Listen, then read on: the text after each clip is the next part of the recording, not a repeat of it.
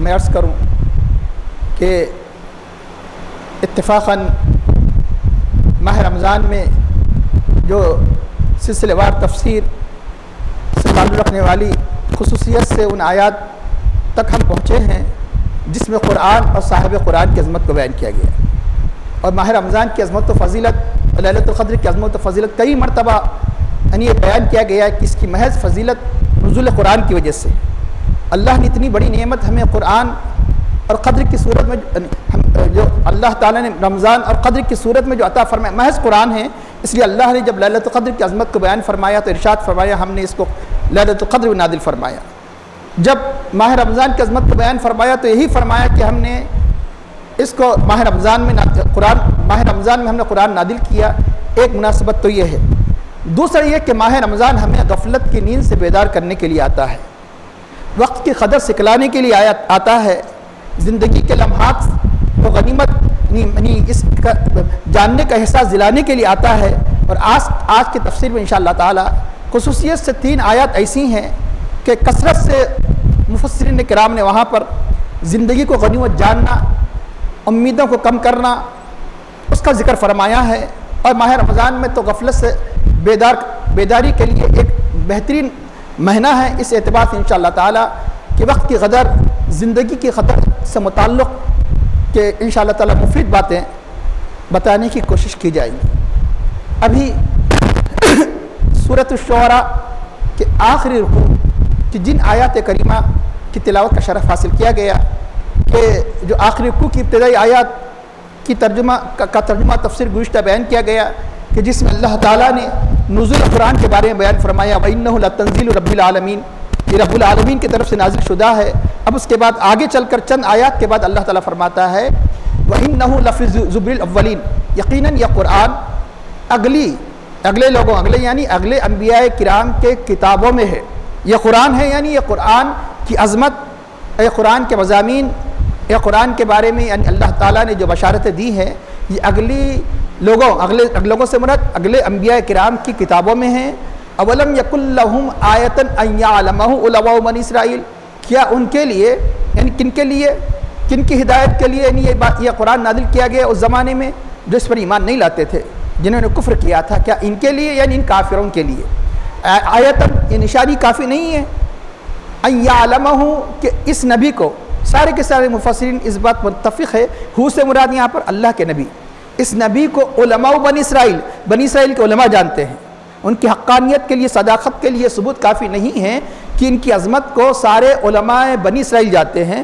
وَلَوْ نَزَّلْنَاهُ عَلَى بَعْضِ الْأَعْجَمِينَ، اگر ہم اس قرآن کو اس کلام کو کسی اجمی پر نازل کرتے یعنی غیر عربی پر نازل کرتے فَقَرَاهُ عَلَيْهِمْ، اور اس قرآن کو یعنی جو فصاحت و بلاغت سے بھرا ہوا یہ کلام ہے کہ اگر وہ اجمی ان پر پڑھتا تو مَا كَانُوا بِهِ مُؤْمِنِينَ، تو بھی ایمان نہیں لاتے، کیونکہ اجمی اور اتنی فصیح زبان ہے تو بھی ایمان نہیں لاتے کیونکہ یہ ان کی ہٹ درمی ہے۔ كَذَلِكَ سَلَكْنَاهُ فِي قُلُوبِ الْمُجْرِمِينَ، تو اب ان کی ہٹ درمی کے نتیجے میں اللہ تعالیٰ فرماتا ہے اسی طرح ہم نے اس کی تکذیب کو یعنی بطور سزا کے یعنی اس کی تکذیب کو ہم نے مجرمین کے دلوں میں ڈال دیا۔ اور دوسرا ترجمہ یہی بیان کیا گیا قرآن کی عظمت کو مجرمین کے دلوں میں ڈال دیا لیکن پھر بھی لا یؤمنون بہ، اس پہ ایمان نہیں لاتے۔ کب تک؟ حتی یروا العذاب العلیم، یہاں تک کہ بڑے عذاب کو دیکھ لے، لیکن اس وقت کا دیکھنا انہیں جیسے تفسیر میں آئے گا کوئی فائدہ مند نہیں ہوگا۔ فیاتیہم، اور وہ عذاب ان پر بغتتاً اچانک آئے گا، وہم لا یشعرون، انہیں اس کا شعور بھی نہیں ہوگا، یعنی وہ انہیں احساس بھی نہیں ہوگا اس عذاب کے آنے کا۔ فیقولوا هل نحن منظرون، وہ کہتے ہیں تو کیا اب ہمیں مہلت ملے گی؟ جب عذاب آ جائے گا تو اب مہلت کے بارے میں پوچھ رہے ہیں۔ افبعذابنا یستعجلون، تو ہماری عذاب کی جلدی مچا رہے تھے، تو کیا وہ ہماری عذاب کی جلدی مچا رہے ہیں؟ افرأیت ان متعناہم سنین، بھلا دیکھو کہ ان متعناہم سنین، اگر ہم ان کو چند سال اور دنیا میں فائدہ اٹھانے کے لیے ہمیں موقع دیتے، ان متعناہم سنین، اور چند سال تاکہ دنیا کی زیب و زینت، دنیا کی زندگی سے فائدہ اٹھائے۔ ثم جاءہم ما کانوا یعدون، پھر اتنے سال کے باوجود بھی وہ اس سے فائدہ نہیں اٹھائے، یہاں تک کہ پھر ان کے پاس وہ آیا جن کا انہیں وعدہ کیا جاتا تھا، وہ عذاب آ چکا۔ ما اغنی عنہم ما کانوا یمتعون، تو جو کچھ دنیا میں وہ جس بات سے متمتع ہوا کرتے تھے، فائدہ اٹھایا کرتے تھے، انہیں کچھ کام نہیں آئے گا۔ دنیا کی یعنی جتنی مال دولت وغیرہ ساری چیزیں انہیں کچھ کام نہیں آئیں گے۔ ما اغنی عنہم ما کانوا یمتعون وما اہلکنا من قریۃ الا لہا منذرون، ہم کسی بستی کو ہلاک نہیں کرتے مگر اس کے ڈرانے والے ہوا کرتے ہیں، یعنی ہم بغیر کسی ڈرانے والوں کو بھیجے، یعنی انبیاء کو بھیجے کہ ہم کسی بستی کو ہلاک نہیں کرتے۔ ذکر جو یاد دلائے نصیحت کے لیے ہم انہیں بھیجا کرتے ہیں کہ وما کننا ظالمین، اور ہم ظلم کرنے والے نہیں تھے۔ حاضرین، اس سے پہلے اللہ تعالیٰ نے ارشاد فرمایا کہ رب العالمین کا یہ نازل شدہ کلام ہے۔ اب ارشاد ہو رہا ہے اس کلام کی عظمت سارے کے سارے اگلی کتابوں میں اللہ تعالیٰ نے ذکر فرمائی، نہ صرف اس کلام کی عظمت، اس کے بعد کی آیت بنی اسرائیل کے علماء اس کلام ہی کو نہیں بلکہ اس کلام کے صاحب کلام کی بھی عظمت کو جانتے ہیں۔ اولم یکن لہم آیۃ ان یعلمہ علماء بنی اسرائیل، یہ قرآن کریم کا طریقہ ہے کہ بہت سے مقامات پر جہاں اللہ نے قرآن کی عظمت کو بیان فرمایا وہیں صاحب قرآن کی عظمت کو بیان فرمایا۔ قرآن و صاحب قرآن کے بغیر ہمیں قرآن نہیں ملا، صاحب قرآن کے بغیر ہم قرآن کو نہیں سمجھ سکتے، قرآن کے نور سے ہم مستفید نہیں ہو سکتے۔ قرآن کریم کا دل کیا ہے؟ سورہ یاسین، اللہ تعالیٰ کا ارشاد ہے یاسین والقرآن الحکیم، حکمت والے قرآن کی قسم۔ ایک ہوتا ہے کہ جس کی قسم کھائی جاتی ہے، اور ایک ہوتا ہے یعنی مقسم بھی، اور ایک وہ ہوتی ہے کہ مقسم علیہ، جس بات کے لیے مقسم لہو، جس بات کے لیے جس بات پر قسم کھائی جائے۔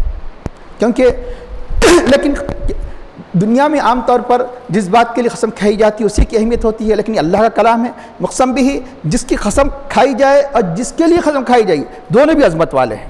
کیونکہ اللہ تعالیٰ جب قسم ارشاد فرما رہا ہے، جس کی قسم ارشاد فرما رہا ہے وہ بھی عظمت والا، اور وہ بھی انتہائی عظمت والی بات ہے کہ جس کے لیے قسم کھائی جا رہی ہے۔ تو قرآن حکیم کی قسم کیوں ارشاد فرمائی گئی؟ اللہ کے نبی کی عظمت اور آپ کی رسالت کے ثبوت کے لیے انک لمن المرسلین، بے شک آپ رسولوں میں سے ہیں، بے شک آپ رسولوں میں سے ہے۔ آپ کی رسالت کے لیے اللہ تعالیٰ نے اپنے کلام پاک کی قسم ارشاد فرمائی۔ آپ نے غور کیا سورہ یاسین کیا ہے؟ سارے قرآن کا دل ہے، اور سارے قرآن کا جو دل ہے اس میں اسی قرآن کی قسم ارشاد کی گئی۔ کس کے لیے؟ جو سارے کائنات کا دل ہے، وہ کون ہے؟ ہمارے نبی پاک صلی اللہ علیہ وسلم۔ سورہ یاسین پورے قرآن کا دل ہے، اور ہمارے نبی پاک صلی اللہ علیہ وسلم ساری کائنات کا دل ہے، کیونکہ دل سے زندگی ہے، دل سے حیات ہے۔ اور ساری کائنات کی حیات کس سے ہوئی؟ کہ آپ ہی کے نور سے ساری کائنات کو وجود میں لایا گیا۔ اس لیے یہ کوئی مبالغہ نہیں ہے بلکہ حقیقت ہے کہ سارے کائنات کا دل آپ ہے، کہ سارے کائنات کی حیات آپ سے ہے۔ جو آپ کے نور سے سارے کائنات کو اللہ نے پیدا فرمایا، تو یقیناً سارے کائنات کی حیات کا سب سے عظیم یعنی سبب ذریعہ اللہ نے آپ ہی کو بنایا۔ تو یہاں جس طرح وہاں قرآن کریم کے اس اہم، یہ تو سارے سورہ اہم ہے لیکن فضیلت کے اعتبار سے جس کی عظمت کو اللہ نے خود احادیث کریمہ میں یہ فضیلت بیان کی گئی کہ ایک سورہ دوسرے سورہ مضامین کے اعتبار سے فضیلت رکھتا ہے، نفس کلام کے اعتبار سے سب عظمت والا ہے۔ تو چنانچہ جو اس میں جیسے قرآن و صاحب قرآن کی عظمت کو ملحوظ کیا رکھا گیا، اسی طرح قرآن کے بہت سے سورہ میں آپ کو بات ملے گی۔ سورہ دخان پڑھ لیجئے، ابتدائی آیات حامیم والکتاب المبین، انا انزلناہ فی لیلۃ مبارکۃ انا کنا منذرین فیہا یفرق کل امر حکیم امرا من عندنا۔ اکثر آپ شب برات کے موقع پر آیات کی تفسیر سنتے ہیں۔ آخر میں اللہ نے صرف ایک ہی بات کی عظمت کو بیان نہیں فرمایا کہ قرآن کریم کی، بلکہ فرمایا انا کنا مرسلین، ہم رسول کو بھیجنے والے ہیں۔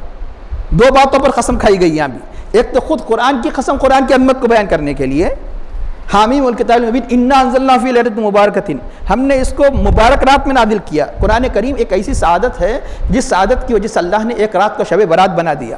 کیوں؟ آسمانی دنیا پر نازل ہوا۔ ایک رات کو شب قدر بنا دیا، کیوں؟ کہ یعنی دنیا میں نازل ہوا۔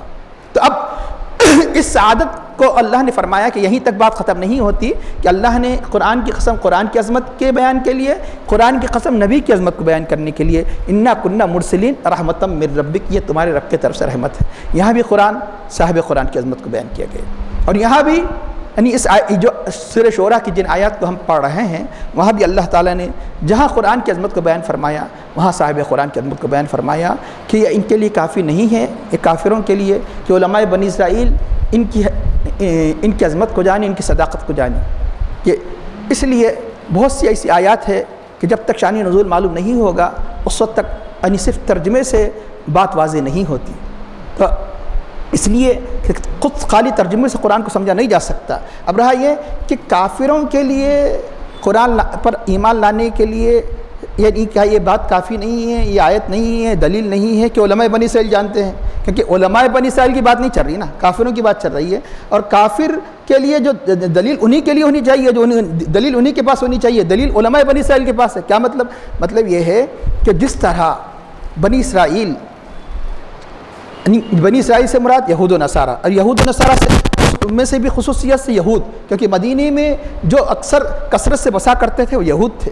یہود اسلام کے دشمن، یہود نبی کے دشمن، لیکن اس کے باوجود وہ اس نبی کی عظمت کو جانتے تھے. کیوں؟ کہ توریت انجیل میں ابھی آپ سن چکے ہیں کہ ساری کی ساری آسمانی کتاب میں اس کتاب کی عظمت، جب اس کتاب ہی کی نہیں، اس کتاب کے صاحب کتاب، اس نبی کی عظمت، اس نبی ہی کی نبی کے سچے ماننے والوں کی عظمت اللہ نے بیان فرمایا. کہاں بیان فرمایا؟ محمد رسول اللہ والذین معہ اشداء، جو ان کے ساتھ ہے، جنہیں ان کی میت حاصل ہے. اشداء الکفار، کافر پر سخت. رحماء بینہم، آپس میں رحم دل. تراہم رکعان سجدن، کہ تم ان کو رکوع سجدہ کرتے ہوئے دیکھو گے. یبتغون فضلا من اللہ رضوانا، اللہ کی فضل اور اس کی رضامندی کو تلاش کرتے ہوئے. سیماہم فی وجوہہم من اثر السجود، اس کا اللہ تعالیٰ آگے فرماتا ہے ذالک مثلہم فی التوراۃ و مثلہم فی الانجیل. یہ جو صحابہ کی عظمت کا بیان ہے، یہ ان کی مثال اللہ نے توریت میں بیان فرمائی، انجیل میں بیان فرمائی. ذالک مثلہم فی التوراۃ، یہ ان کی مثال توریت میں بھی ہے اور انجیل میں بھی ہے. اور جیسا کہ اللہ تعالیٰ نے ہمارے نبی پاک صلی اللہ علیہ وسلم کی عظمت جو قرآن کریم میں بیان فرمائی، کیا بیان فرمائی؟ کہ جو توریت انجیل میں ہے، الذین یتبعون رسول النبی الامی، یہ اس نبی، یہ امت کی تعریف کرتے ہوئے اس نبی امی کی یہ پیروی کریں گے. الذی یجدونہ مکتوبا، جن کو یہ اہل کتاب، اوپر سے اہل کتاب کا ذکر آ رہا ہے، جن کو یہ اہل کتاب مکتوباً لکھا ہوا پاتے ہیں فی التوراۃ والانجیل، توریت انجیل. کیونکہ اس وقت دو بڑی بڑی قومیں وہی تھی، لیکن قرآن کریم میں ابھی آیت بتائی گئی صرف یہی نہیں، توریت انجیل ہی میں نہیں، ساری آسمانی کتابوں میں اس نبی کی عظمت کو بیان کیا گیا. کیوں؟ جب اس نبی کی عظمت کو رود میثاق کے دن ان کی عظمت کا عہد لیا گیا، ان پر ایمان لانے کا عہد لیا گیا، تو یقیناً اس عہد کی پاسداری میں ہر نبی نے ان کا تذکرہ فرمایا، ہر کتاب میں ان کا تذکرہ کیا گیا. تو اب یہاں ایک اہم بات، اہم نقطہ، اللہ نے یہ نہیں فرمایا قرآن کریم میں یہ اہل کتاب یجدون نعتہ، ان کے اوصاف، صفتہ، ان کے اوصاف کو توریت انجیل میں پاتے. یہ نہیں فرمایا ذات ہو مانے خود ان کو، یجدونہ کیا مطلب؟ خود نبی کو. کیا مطلب؟ نبی کی پوری سراپا تصویر توریت انجیل میں ہے. نعت صفت کہتے تو آپ کی زندگی کا ایک پہلو اگر اس میں ذکر ہوتا، ایک پہلو نہیں، اگر ایمان کی نظروں سے دیکھا جائے تو ساری کی ساری زندگی اس کے اندر موجود ہے. یجدونہ، یہ اہل کتاب یہود و نصارہ، ان کو خود ان کی ذات کو، کس کو کہا جاتا ہے؟ ذات کو. یعنی صفتہ نہیں فرمایا، ان کی صفت کو نہیں فرمایا، نعتہ نہیں فرمایا، ان کے نعت کو نہیں فرمایا، بلکہ خود ان کی ذات توریت انجیل میں موجود ہے. تو اب لیکن پھر ایمان کیوں نہیں لاتے تھے؟ بتایا گیا کہ تعصب، حسد، عداوت کتنی بری بلا ہے. آج بھی دنیا کی بے شمار قومیں جانتے ہیں اہل سنت الجماعت حق ہے، لیکن کچھ منفیت کی وجہ سے، کچھ مفادات کی وجہ سے وہ اپنے غلط مذہب پر اڑے ہوئے ہیں. دل کہتا ہے لیکن پھر بھی وہ نہیں چھوڑتے. کیوں؟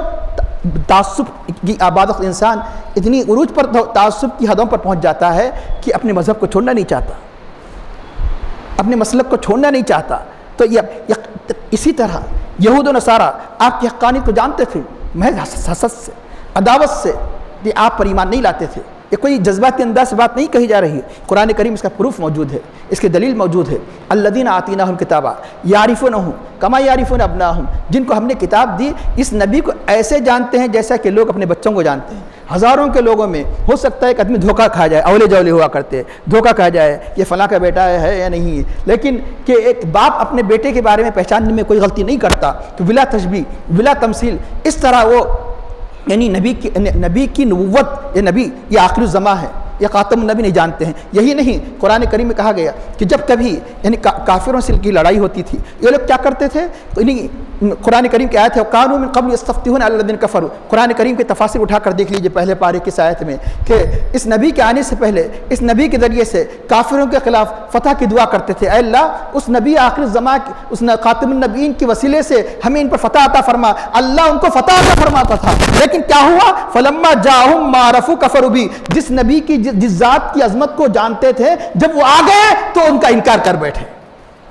آنے سے پہلے تو عظمت کو مانتے تھے, آنے سے پہلے ان کے وسیلے سے دعا کرتے تھے. تو تفاسیر اٹھا کر دی, تفسیر خازن, تفسیر کبیر, جو بڑی بڑی جتنی تفاسیر اٹھا کر دیکھ لیجئے پہلے پاری کی اس آیت میں کہ اس نبی کی آمد سے پہلے یہود و نصارہ کافروں کے مقابلے میں جب جہاد ہوتا تو ان کے وسیلے سے دعا کرتے, اللہ ان کو فتح عطا فرماتا. جب یہ آ گئے تو کفروا بہ, کفر کر بیٹھے.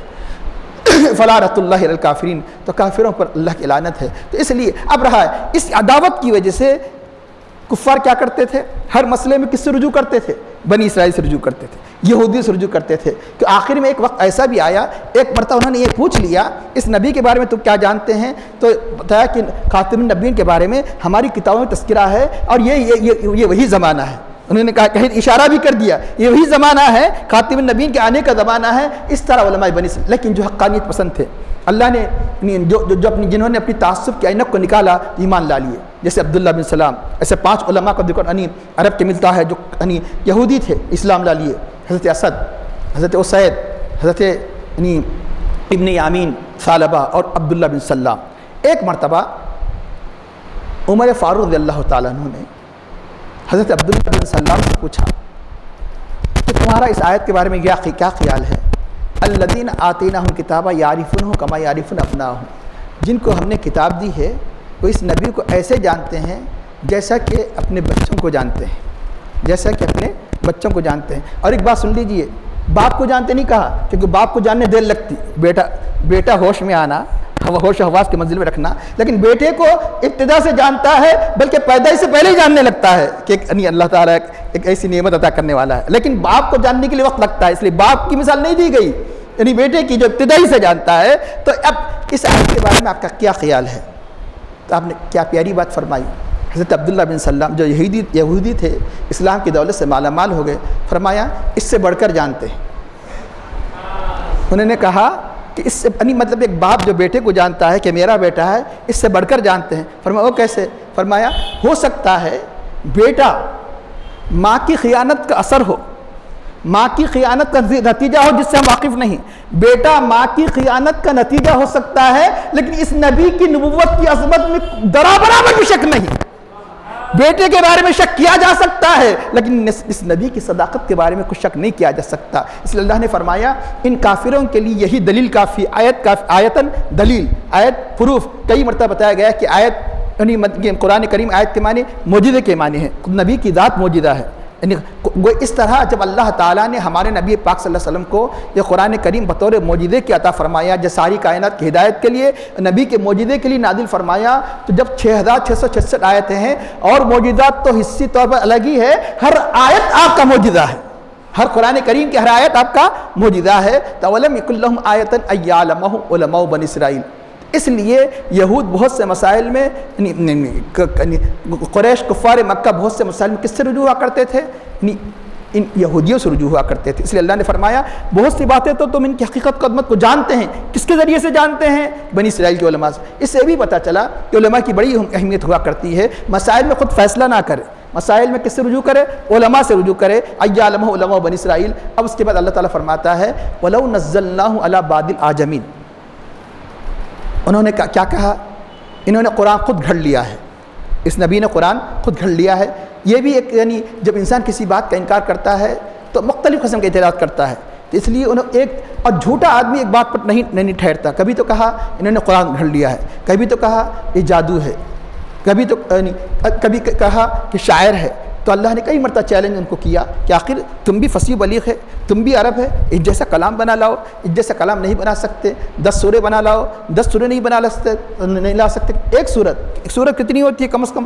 یعنی سورہ جیسے کوثر, انا اعطیناک الکوثر فصلی لربک وانحر ان شانئک هو الابتر. لیکن وہ اگر یہ آسان ہوتا, جب اسلام اور صاحب قرآن صاحب قرآن کی اتنی شد و مس سے انہوں نے مخالفت کر رہے تھے تو یہ آسان تھا, مقابلہ کر لیتے. لیکن نہیں کوئی اللہ کا کلام ہے، کوئی اس کا جواب نہیں لا سکتے۔ اللہ نے اعلان فرما دیا تمام جن و انس مل کر بھی ایک دوسرے کے مددگار ہو جائے تو اس جیسا کلام نہیں لا سکتے۔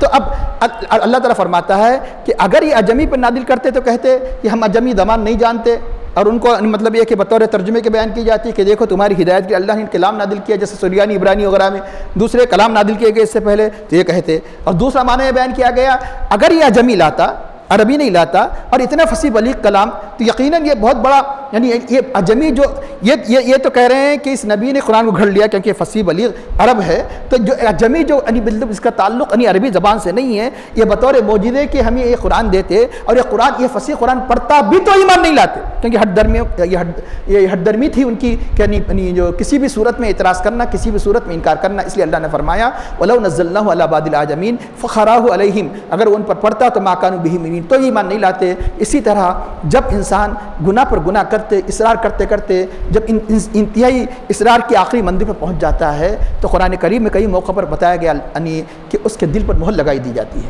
ختم اللہ علی قلوبہم وعلی سمعہم وعلی ابصارہم، اللہ نے ان کے دلوں پر مہر لگا دی، وعلی سمعہم ان کے کانوں پر، وعلی ابصارہم غشاوہ ان کی آنکھوں پر پردہ ہے۔ تو اب کوئی یہ نہیں کہہ سکتا کہ اللہ نے جب مہر لگا دی ہے تو ان کی کیا غلطی، ایمان نہ لانے میں کیوں کرو خطا کار سمجھے جائیں گے۔ سن لیجئے یہ مہر ابتدا میں نہیں لگائی جاتی، یہ بطور سزا کی لگائی جاتی ہے۔ جب مسلسل اصرار پر اصرار ہوتا چلا جاتا ہے، آخر میں بطور سزا کی مہر لگا دی جاتی ہے۔ اسی طرح اللہ تعالیٰ فرماتے ہیں یہاں اسی طرح ہم نے تکذیب کو مجرمین کے دلوں میں ڈال دیا بطور سزا کے، تاکہ ہمیشہ ہمیشہ کے لیے جہنم رسید ہو جائے۔ ایک معنی یہ بیان کیا گیا۔ دوسرا معنی یہ بیان کیا گیا ہو سے مراد تکذیب، ہو سے مراد اس قرآن کریم کی عظمت کو ڈال دیا گیا لیکن لا یؤمنون بھی اس کے باوجود بھی ایمان نہیں لاتے۔ کیوں؟ یہ تعصب ہے، یہ حسد ہے، یہ عداوت ہے۔ بعض انسان حق کو جانتے ہوئے بھی آج بھی ہم دیکھتے ہیں عدالتوں میں لڑائی ہوتی ہے، جھگڑا ہوتا ہے، اور جانتا ہے یہ جھوٹی گواہی دے رہا ہے، جانتا ہے گھر نہیں ہے، لڑ رہا ہے۔ اب بولیں گے انسان جانتے بھی کیسے انکار کر سکتا ہے؟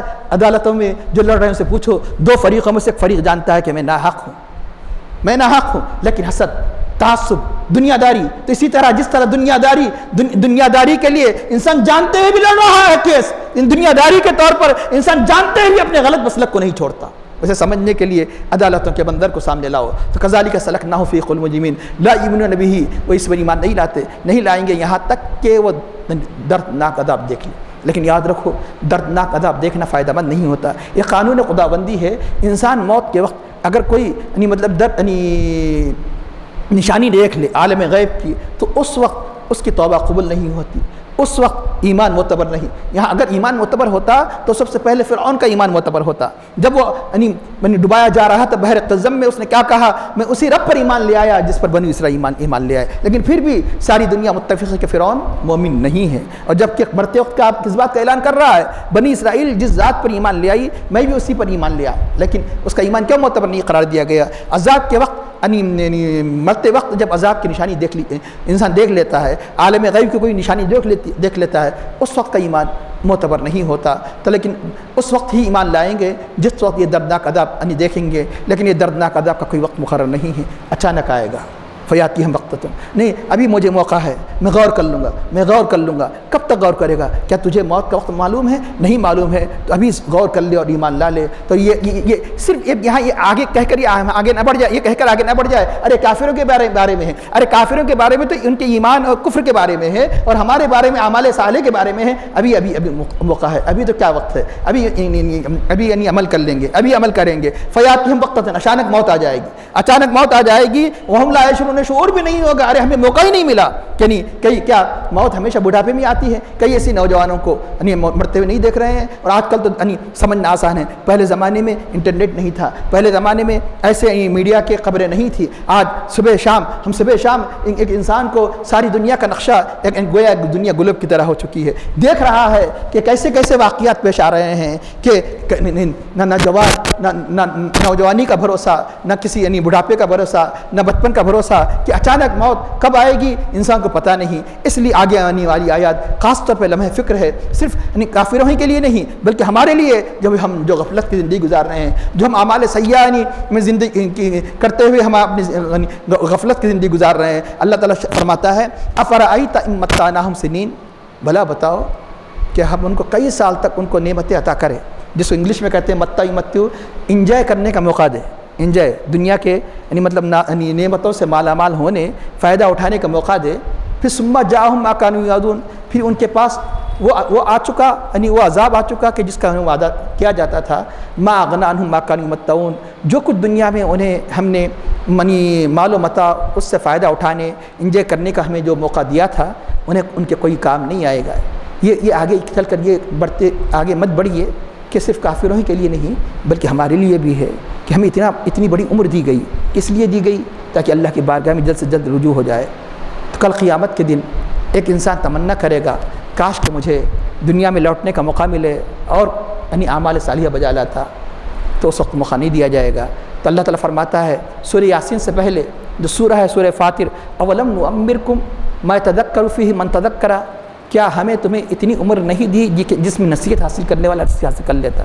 کیا ہمیں تمہیں اتنی عمر نہیں دی؟ غور و فکر کیجئے، کیا ہم نے تمہیں اتنی عمر نہیں دی کہ جس میں نصیحت کرنے والا نصیحت کر لیتا؟ اتنی بڑی ہمیں عمر دی گئی، آخر کون سے عمر کے حصے میں ہم نصیحت حاصل کریں گے؟ یہ تینوں آیات ابھی جو آپ کے سامنے پڑھی گئی، حضرت عمر بن عبدالعزیز رضی اللہ عنہ کے بارے میں بتایا گیا، جب نیند سے بیدار ہوتے تو اکثر یہ تینوں آیات پڑھ کر کہ تجھے اتنی بڑی عمر ملی ہے کہ ابھی بھی سدھرتا نہیں، اور کون سا موقع آئے گا؟ کون سی تینوں آیات؟ اسی شعراء کی تینوں آیات تفاسیر میں آتا ہے، افرائیتم متعناہم سنین، بھلا بتاؤ کہ جو کچھ ہم نے تمہیں عمر دی ہے اتنی کہ جس میں یعنی فائدہ اٹھانے کی، لیکن تم نے فائدہ نہیں اٹھایا، تو کل قیامت کے دن یہ ساری کی ساری دنیا کے ساز و سامان انہیں کچھ کام آنے والے نہیں ہیں۔ کام کیا آنے والا ہے؟ اعمال صالحہ۔ اپنی داڑھی کو پکڑتے اور داڑھی کو پکڑ کر روتے اور یہ آیت پڑھتے، یہ تینوں آیات پڑھتے۔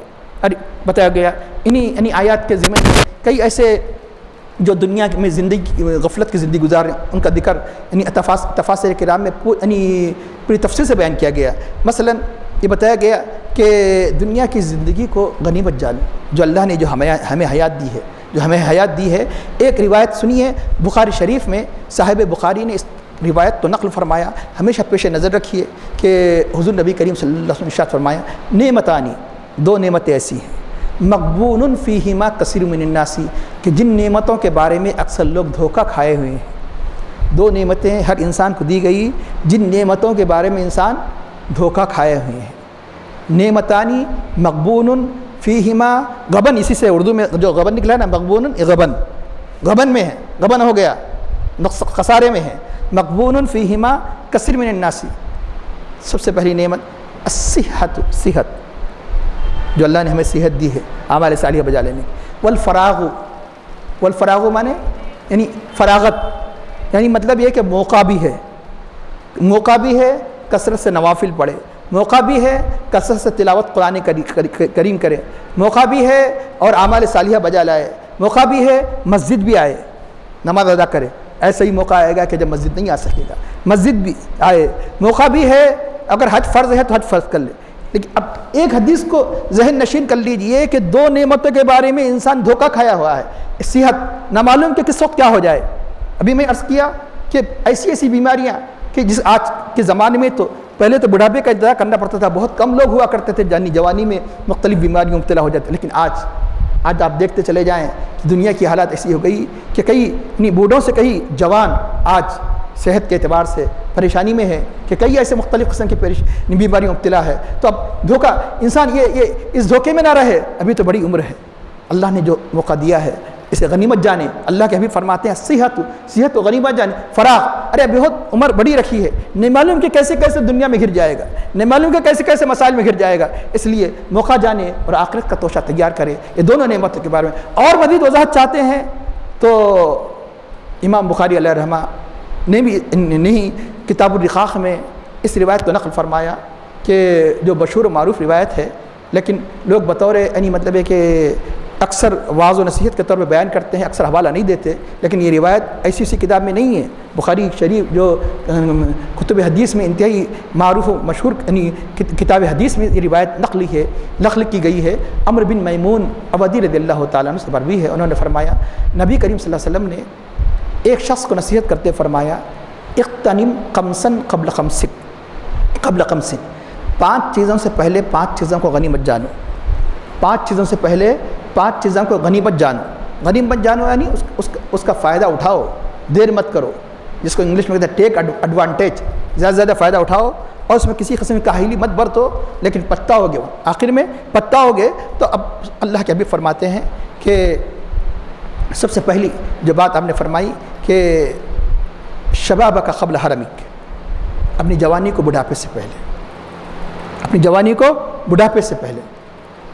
لیکن انسان دنیا کے اعتبار سے تو اپنی جوانی کا خیال کرتا ہے کہ مجھے کمانے کا موقع ملے گا نہیں ملے گا، کچھ پونجی کر لوں۔ ارے بڑھاپے تک ہی پہنچے گا نہیں پہنچے گا تجھے گارنٹی ہے؟ ارے آخر قبر میں جانا تو اس کی گارنٹی ہے، یقینی ہے، حشر تو یقینی ہے، اس کی تیاری کی اتنی فکر نہیں کہ جوانی ہے جو کمانا ہے کما لو، کبھی یہ نہیں سوچا جوانی ہے کمانا ہے کما لو آخرت کے لیے۔ اللہ کے بھی فرماتے ہیں کہ اس جوانی کو غنیمت جانو بڑھاپے سے پہلے۔ بڑھاپے میں یہ اعمال صالحہ بجا لانے کا موقع ملے گا یا نہ ملے گا۔ شباب کا قبل حرمک، اس کا صحت کا قبل سقم، اپنی صحت کو اپنی بیماری سے پہلے، کہ جوانی میں بھی ابھی ذکر کیا گیا بیماری آ سکتی ہے، اس لیے اپنی صحت کو جو بھی صحت ہے اس صحت کو غنیمت جانو اپنی بیماری سے پہلے۔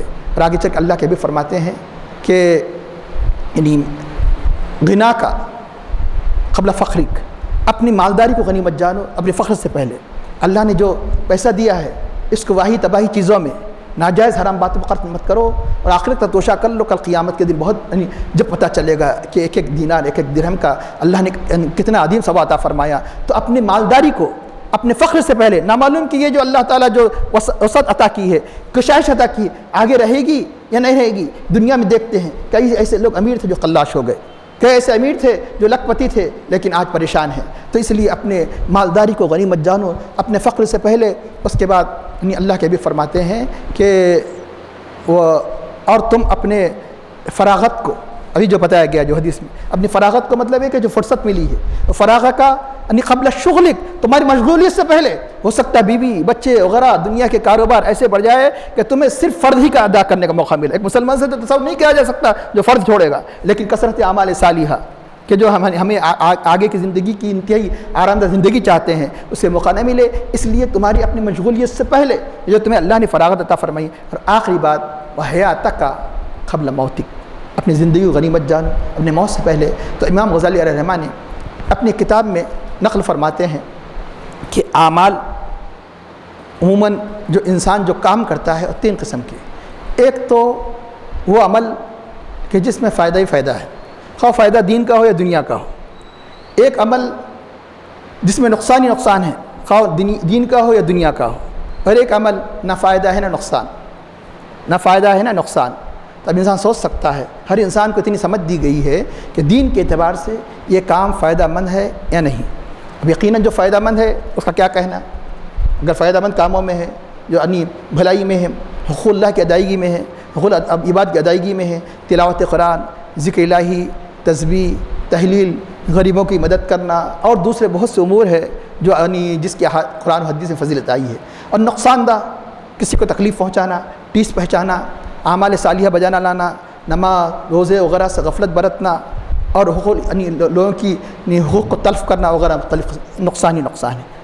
اب تیسرا کام جس میں فائدہ ہے نقصان، خالی بیٹھے فرائض تو ادا کر رہے ہیں، الحمدللہ اللہ نے زکوٰۃ کی بھی ادا کرنے کی توفیق دی ہے، حج بھی کر لیے، کوئی غیبت بھی نہیں کر رہے ہیں، کوئی گناہ نہیں کر رہے ہیں، فجر سے لے کے ظہر تک خالی بیٹھے ہیں مثال کے طور پر، نہ فائدہ ہے نہ نقصان، نہ تو آپ کوئی ایسا آپ نے کام نہیں کیا جو آپ کے نام اعمال میں گناہ لکھا جائے، نہ تو آپ نے کوئی ایسا کام کیا فجر سے لے کے ظہر کے درمیان مثال کے طور پہ کہ جس میں ثواب لکھا جائے، یا عشاء سے لے کے فجر کے کافی وقت تھا، اس میں سوتے خود ہی پڑھا جا سکتا تھا، کچھ بھی نہیں لکھا گیا، نہ ثواب لکھا گیا نہ عذاب۔ یہ تیسرا عمل ہے۔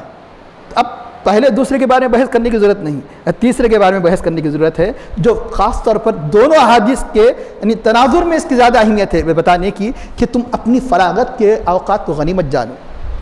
اب آئیے دیکھیے کہ یہ تیسری جو بات بتائی گئی یہ بہت اہمیت کی ہے، یعنی یہ سمجھ رہے ہیں آپ کہ میں کوئی ایسا کام نہیں کر رہا ہوں جو گناہ ہو، لیکن یہ بھی کام نہیں کرنے گے جس میں فائدہ ہے، لیکن یاد رکھنا کل قیامت کے دن پتہ ہوگے کاش کہ میں کتنے بڑا خسارے میں تھا، جو وقت مجھے فراغت کا ملا میں اللہ کے ذکر میں گزارتا، قبر میں پتہ چلے گا۔ اب رہا یہ کہ جس کے پاس اعمال صالحہ کی پونجی ہی نہیں ہے اور کل ترازو جو نیکیوں کا پلڑا بھاری نہیں ہو سکا وہ تو خسارے ہی خسارے میں ہے، بلکہ احادیث کریمہ میں آتا ہے جنت میں بھی چلا جائے گا، جنت میں کوئی حسرت نہیں ہوگی، حسرت یہ ہوگی کاش کہ جو اوقات میں نے بغیر عبادت کے گزارے، بغیر ذکر الہی گزارے، وہ بھی اوقات اے اللہ میں تیری عبادت میں گزارتا، کیونکہ جنت میں بھی اتنے بڑے بڑے درجات ہیں۔ ایک جنت والے دوسری جنت والوں کو ایسے دیکھیں گے، کئی جنات ہیں، جنتوں میں کئی درجات ہیں، جیسے اس زمین والے آسمان کے ستاروں کو دیکھتے ہیں۔ اب اندازہ لگائیے کہ وہاں کوئی حسرت نہیں ہوگی، حسرت ہوگی تو صرف اتنی ہوگی کہ جو اوقات میں نے ذکر الہی کے بغیر گزارے۔ تو کیا پتہ چلا؟ پتہ یہ چلا کہ جو تیسرا عمل جو نفع ہے نہ نقصان، اللہ والوں کی نگاہوں میں جس کام میں نفع بھی نہیں نقصان بھی نہیں ہے وہ بھی نقصان ہے، یہ بھی نقصان ہے۔ اب تیسرا کام بھی نقصان ہو گیا، ایک ہی عمل رہ گیا جو فائدے کا، اب تیسرا کام بھی نقصان رہ گیا۔ اسے سمجھنے کے لیے دنیوی نقطہ نظر سے سمجھا، ارے یہ تو بہت ہو گیا، ابھی تقوی پرہیزگاری وغیرہ یہ ہم سے کہاں سے ہوتی ہے، نعوذ باللہ۔ ٹھیک ہے، دنیا میں تو آپ کتنی بڑے محتاط ہیں، بتاؤں دنیا میں تو آپ کے خسارے کا معیار کیا ہے آپ بتاؤں۔ کہ چنانچہ ایک شخص ایک بزرگ کے پاس دوڑا چلا آیا کہ اب دعا کیجئے، تباہ ہو گیا، میں پریشان ہوں فلاں ہوں۔ تو بزرگ سمجھے کہ ہو سکتا ہے کچھ تجارت میں نقصان ہو گیا، ہزاروں روپے ڈوب گئے ہیں، مطلب ایک کہ جو اثاثہ تباہ ہو گیا ہے، جو فائدہ آنا جو مال لگایا تھا اس کا پرافٹ نہیں ملا۔ تو آخر بتایا کہ آخر کیا تباہی ہے؟ بولے کہ بہت بڑا آفر آ گیا تھا، یعنی جیسے 1 لاکھ کا اگر چھوٹے کاروبار ہے، بڑے کاروبار ہے 1 کروڑ کا آفر آ گیا تھا، لیکن میں نے غفلت برتی، میں اس کا یعنی مطلب ایک اسٹڈی نہیں کرا، اور دوسرا آدمی اس آفر کو لے لیا۔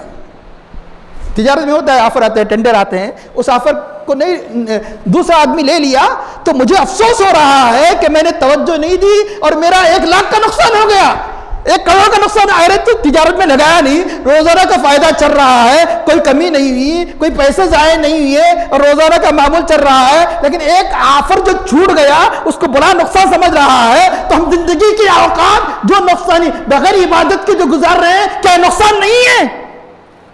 دنیا والے جو موقع تجارت میں چھوٹ جاتا ہے باوجود خسارہ نہیں ہے لیکن اسے خسارہ سمجھتے ہیں۔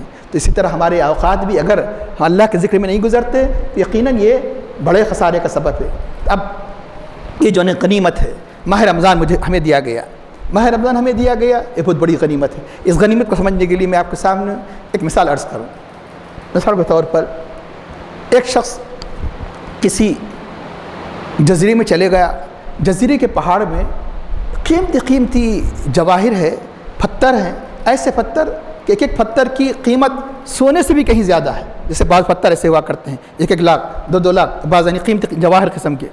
بادشاہ نے اعلان کیا اتنا وقت میں دیا جاتا ہے، 2 گھنٹے 3 گھنٹے، جو جتنا اس پہاڑ سے جو جتنا لینا چاہتے ہیں لے لیجیے، اس کے بعد تمہیں 2 گھنٹے کا موقع نہیں دیا جائے گا۔ اور وہ جزیرہ انتہائی خوبصورت پھلوں سے، درختوں کے پھلوں سے لدا ہوا ہے، خوبصورت یعنی باغات ہے، نہریں بہہ رہی ہے، یعنی تفریح کا زندگی میں اس نے خواب میں بھی نہیں دیکھا تھا کہ کوئی محل، کوئی مقام، کوئی پلیس ایسا ہو سکتا ہے کہ جس میں انسان نہر کے کنارے لطف اندوز ہو فطرت کے مناظر سے۔ اب سوال یہ ہے پہاڑ میں سے کھودنا، چیزیں نکالنا یہ تکلیف دہ ہے، اور یہ آرام سے یعنی مطلب ہے کہ پھلیں کھاتے ہوئے نہر کے کنارے بیٹھنا، بتاؤ کہ سب سے زیادہ آرام دہ زندگی کون سی؟ یہی ہے نا بھائی، 4 گھنٹے 5 گھنٹے جو بھی دیا گیا۔ لیکن سچ بتاؤ، سچ بتاؤ، کوئی نہر کے کنارے بیٹھے گا؟ کوئی پھلوں کے کھانے کی فکر کرے گا؟ کیا کرے گا؟ وہ پہاڑوں سے موتیوں کو چننا شروع کر دے گا۔ بہت تکلیف ہے، کیوں؟ اس لیے کہ معلوم ہے کہ 4 گھنٹے تکلیف اٹھا لو، آنے والی زندگی مزے کی ہو جائے گی۔ اگر 4 گھنٹے غفلت میں گزاریں گے تو آنے والی زندگی تباہی ہو جائیں گی۔ تو اب وہ آرام کو چھوڑ دیا، کیا اسے نہر کے کنارے یعنی مطلب یہ کہ تفریح کرنا پسند نہیں تھا؟ کیا میوے پسند نہیں تھے، مرغوب نہیں تھے؟ لیکن سب کیوں چھوڑ دیا؟ آنے والی جو زندگی ہے، اپنے وطن جاؤں گا تو زندگی بھر میں کیا کروں گا؟ موج اڑاؤں گا۔ اس لیے اس نے اس کی پرواہ کیے بغیر اس تکلیف کو برداشت کیا، بلا تشبیہ اور بلا تمثیل۔ رب العالمین نے فرمایا تمہیں موقع دیا گیا ہے، عمر دی گئی ہے، لیکن اس بادشاہ نے اعلان یہ کیا تھا کہ وقت متعین نہیں کیا، اچانک جب بھی میں اعلان کہہ دوں کہ تمہیں ختم بس کر دینا ہے تو ختم کر دینا ہے، تو ہر آدمی جلدی جلدی حرص کرے گا. کیسے کرے گا؟ نہیں معلوم کہ بادشاہ اعلان ہو جائے کہ چلے جاؤ اس وادی سے، تو اس لیے حرص کرے گا کہ تھوڑے سے وقت میں زیادہ سے زیادہ زر و جواہر کو جمع کر لے، بلا تشبیہ بلا تمثیل. اس بادشاہ نے اعلان کیا جو سارے کائنات کا خالق و مالک ہے، تمہاری عمر کا بھروسہ نہیں، تمہیں نہیں بتایا گیا، اس لیے جو کچھ اس دنیا میں تمہیں زندگی دی گئی اس کو غنیمت جانو، تاکہ قبر کی زندگی آرام دہ ہو جائے، حشر کی زندگی آرام ہو جائے. تو اب ہم اس بیوقوف شخص کی طرح ہے جو پہاڑوں کے زر و جواہر کو چھوڑ کر سمندر کے کنارے تفریح کر رہا ہے. بزرگان دین ہمیں انہی نگاہوں سے دیکھ رہے ہیں. ہم کیسے لوگ ہیں کہ جو مطلب ہے کہ زر و جواہر کو چھوڑ کر، بزرگان دین کی محنتوں کو دیکھ کر ہم کہہ رہے ہیں کہ عجیب قسم کے لوگ اتنی تکلیف اٹھا رہے ہیں. ارے وہاں کی زندگی انہوں نے دیکھا کہ آخرت کی زندگی کو دیکھا جو ہمیشہ کی زندگی ہے، جنت کی زندگی کو دیکھا انہوں نے، قبر کی زندگی کو دیکھا. یقین عقل مند کون ہے؟ عقل مند وہ ہے. اس لیے اللہ نے کیا فرمایا؟ عقل مندوں کی تعریف کیا کی گئی؟ الذین یذکرون اللہ، اولی الالباب. اولی الالباب کے بارے میں اللہ نے کیا فرمایا؟ الذین یذکرون اللہ، جو اللہ کا ذکر کرتے ہیں قیاماً، کھڑے ہونے کی حالت میں، وقوداً، بیٹھنے کی حالت میں، وعلی جنوبہم، اپنی کروٹوں میں اللہ کا ذکر کرتے ہیں. تو یہ کیوں؟ اس لیے کہ آنے والی زندگی کی حقیقت کو جانتے ہیں. تو یقیناً یہ آیت ہمیں جھنجھوڑ رہی ہے. پھر اللہ کا فضل دیکھیے، پھر اپنی اس زندگی میں جس میں ہمیں اپنی زندگی کا بھروسہ نہیں، اس میں اللہ نے یہ موقع عطا فرمایا کہ دیکھو تمہیں 1 مہینہ اتنا بڑا انعام دیا جا رہا ہے، لوٹو. ابھی بتایا گیا کیا کہ تمہاری ایک نماز، تمہارا ایک فرض 70 فرضوں کے برابر، تمہاری ایک نفل فرض کے برابر.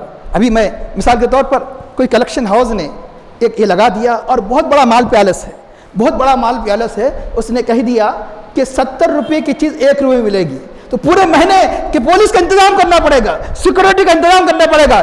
1 مہینہ جو 70 روپے کی چیز ہے 1 روپے ملے گی، تو اندازہ لگائیے کہ بہت بڑا مسئلہ ہو جائے گا، بہت بڑا مسئلہ ہو جائے گا کہ اتنا مال ہے 1 مہینہ خریدتے چلے وہ ختم ہونے والا نہیں. تو پھر بھی روزانہ وہاں خصوصی طور پر کہ وہاں انتظام کرنا پڑے گا حفاظت کا. تو اندازہ لگائیے کہ ساری کائنات کا خالق و مالک جب پکارے، ندا کرے کہ دیکھو یہ آفر ہے تمہیں، ایک نفل فرض کے برابر، ایک فرض 70 فرض. تو ہماری اس نیکیوں کو لوٹنے کا حرص کیسی ہونی چاہیے، ہمارے اندر کیسا جذبہ ہونا چاہیے، اپنی ماہ رمضان کے اوقات کو کیسے غنیمت جاننا چاہیے. کہ اللہ تعالیٰ فرماتا ہے کہ ما اغنی عنہم ما کانوا یمتعون، اتنی عمر دینے کے بعد بھی وہ عمر انہیں فائدہ نہیں دے گی. ہم اہلکنا، اس کا ارشاد ہوتا ہے جس قوم کو بھی ہلاک کیا گیا. ابھی آپ نے سنا اس سے پہلے 7 انبیاء کا ذکر، ان کی قوموں کا ذکر کہ قوم عاد، قوم سمود، قوم لوط اور قوم شعیب وغیرہ، یہ سارے کی ساری قومیں یوں ہی ہلاک نہیں کی گئی، بلکہ ہر قوم پر کے پاس اللہ تعالیٰ نے ڈرانے والوں کو بھیجا، نبی کو بھیجا. کس لیے؟ تاکہ انہیں نصیحت کرے اللہ کے کلام کے ذریعے سے ذکر. اور وما کنا ظالمین، اور بغیر نبی کے بھیجے کہ ہم نے ہلاک نہیں کیا، ہم ظالم نہیں تھے. اور یہاں بزرگوں نے یہ بھی فرمایا، مفسرین نے یہ بھی کرام فرمایا، ساری کائنات کا خالق و مالک ہے. جو انسان کسی چیز کا مالک ہوا کرتا ہے اسے تصرف کا حق ہے. جیسے تصرف جیسے چاہے اس کو استعمال کرے. کہ اللہ چاہتا تو بغیر انبیاء کے بھیجے کی بھی ان کو ہلاک کر دیتا ان کی سرکشی کی وجہ سے.